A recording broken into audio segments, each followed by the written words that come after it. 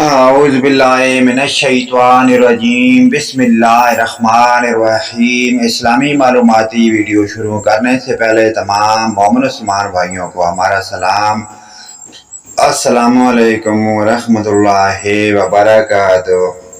سوال: مائع مستعمل کس سے کہتے ہیں؟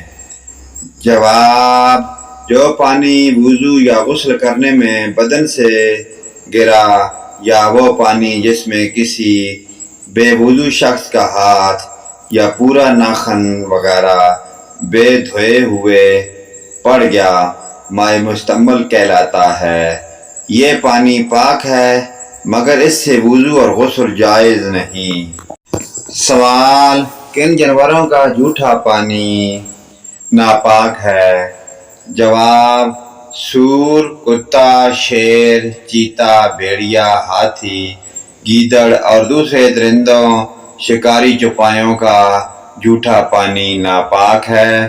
اسی طرح بلی نے چوہا کھایا اور فوراً برتن میں منہ ڈال دیا، اس میں پانی تھا تو یہ ناپاک ہو گیا۔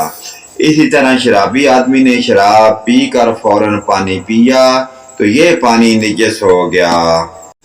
سوال: کن جانوروں کا جھوٹا پانی مکروہ ہے؟ جواب: اڑنے والے شکاری جانور جیسے شکرا، باز، چیل وغیرہ کا جھوٹا پانی مکروہ ہے۔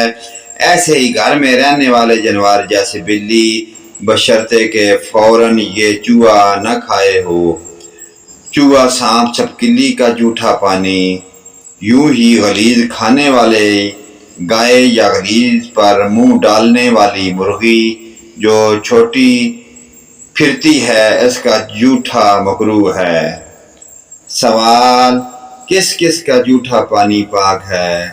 جواب: آدمی کا جھوٹا اور ان جانوروں کا جھوٹا پانی جن کا گوشت کھایا جاتا ہے، چوپائے ہوں یا پرندہ، پاک ہے۔